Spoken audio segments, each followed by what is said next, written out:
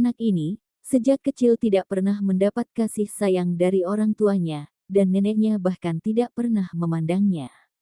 Semua cinta keluarga dituangkan ke saudara kembarnya. Hidupnya bahkan tidak sebaik seorang pelayan. Sekarang anak ini tumbuh setinggi ini, bahkan keluarga Valkyrie hanya bisa melihat ke atas. Dunia tidak dapat diprediksi dan nasib baik tidak kekal. Dia ingin menyapa Reka, tetapi Reka menggelengkan kepalanya sedikit. Dia hanya bisa mengurungkan niatnya.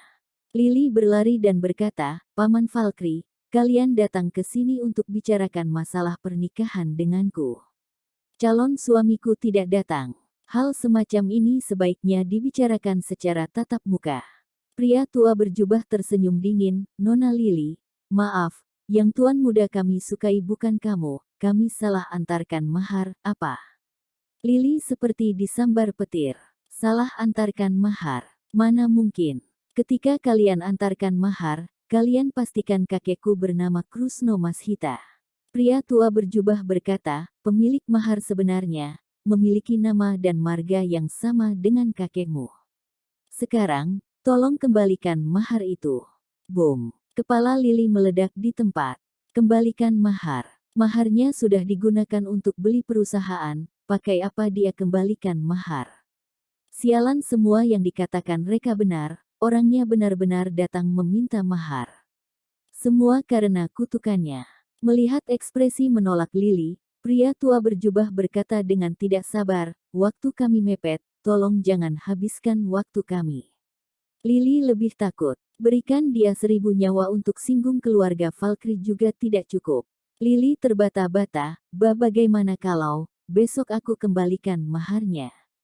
Dia berencana menjual Napolo Building Corp hari ini, paling hanya bisa dijual dengan harga 10 triliun, kembalikan 400 miliar, masih sisa 600 miliar. Pria tua berjubah menggelengkan kepala, "Maaf, tidak bisa. Sekarang tuan kami membutuhkan mahar itu." Kepala Lily sebesar sapi, pukul dia sampai mati juga tidak bisa keluarkan 400 miliar. Dia hanya bisa menatap Astina dan memohon padanya untuk memikirkan solusi. Namun, Astina sudah menjauh. Dia tidak berani menyinggung Midgard, kalau tidak akan hancur berkeping-keping. Bahkan Shanks di depan mereka, juga bukan apa-apa. Akhirnya, Lily menggertakkan giginya dan berkata, "Paman Valkyrie, izinkan aku katakan yang sebenarnya. Aku gunakan mahar itu untuk menangkan lelang Napolo Building Corp. Bagaimana kalau aku berikan Napolo Building Corp pada Anda? Napolo Building Corp bernilai 10 triliun, Anda untung besar." Siapa sangka pria tua berjubah tidak bisa diajak kompromi, "Kami tidak menghargai keluarga Napolo sama sekali. Yang kita inginkan mahar itu. Kalau benar tidak bisa, kamu bisa berikan 400 miliar ke kami, dan beli mahar lagi secara terpisah." Lily benar-benar dipaksa ke jalan buntu, hanya bisa meminta bantuan pada Tokia. "Kak, bantu aku, pinjamkan 400 miliar. Besok setelah aku jual Napolo Building Corp, akan langsung kembalikan uangmu." Reka dengan tegas menolak, "Tidak, kami tidak punya uang, kalau tidak, sudah rebut Napolo Building Corp denganmu di pelelangan." Lily memohon dengan getir, "Kak, coba pikirkan cara lain, kamu pasti bisa dapatkan 400 miliar. Bagaimana, kalau aku gadaikan Napolo Building Corp padamu?" Tokia terkejut. Ini kesempatan sekali seumur hidup untuk mendapatkan Napolo Building Corp. 400 miliar, sejujurnya dia bisa pikirkan cara lain untuk mengumpulkannya. Namun, Reka sekali lagi menolak, "Maaf, tidak ada." Lily hampir menangis, "Kak, kita satu keluarga, kamu tidak boleh tidak membantuku. Aku akan mati kalau benar-benar menyinggung keluarga Valkyrie." Reka berkata dengan dingin, "Keluarga? Sepertinya tadi ada yang mengatakan tidak sekeluarga dengan kami." Wajah Lily memerah karena malu. Tokia sedikit tidak tega, bagaimanapun hidupnya dipertaruhkan sekarang. Dia menatap Reka dengan tatapan kosong, dan memohon bantuan Reka. Tanpa sadar, dia sudah bergantung pada Reka. Tanpa izin Reka, dia tidak berani mengambil keputusan dengan gegabah. Reka tersenyum pada Tokia, "Kamu baik seperti biasanya. Karena Tokia, aku bisa bantu kamu.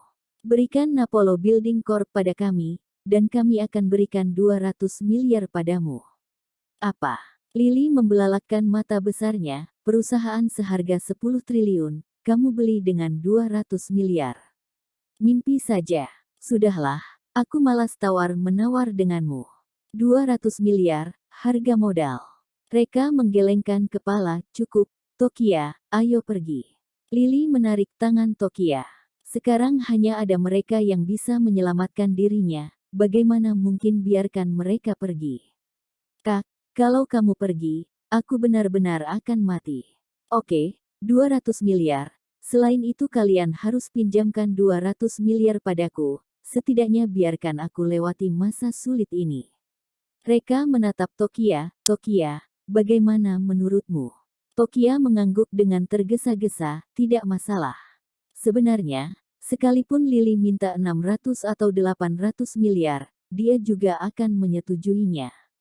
Reka berkata kepada pria tua berjubah, kalian pulanglah dulu, nanti kami transfer uang ke kalian. Pria tua berjubah mengangguk, dan membawa orang pergi. Lily menghela napas lega, baiklah, kalian minta orang transfer uangnya dulu, lalu buat kontrak dan cari aku tanda tangan. Setelah itu, dia bersiap-siap ingin pergi. Tidak ingin bayar. Setelah Tokia transfer uangnya, dia tidak akan menandatangani kontrak, paling setelah mengelola Napolo Building Corp, baru kembalikan 400 miliar padanya. Namun, Reka penuh persiapan. Dia meraih Lily dan mengeluarkan kontrak, aku sudah buat kontraknya sejak lama, kamu langsung tanda tangan saja. Lily tercengang di tempat. Sekarang dia sudah tidak ada jalan lagi. Hanya bisa dengan patuh menandatangani kontrak serah terima. Mata Tokia berbinar melihat kontrak serah terima. Orang ini sudah siapkan kontraknya, tampaknya dari awal sudah berharap keluarga Valkyrie akan meminta kembali mahar ini. Bagaimana dia tahu? Midgard, Reka seharusnya bukan anggota keluarga Valkyrie, kan? Kalau iya, semua kekuatan yang ditunjukkan Reka cukup masuk akal. Lily pergi dengan kesal.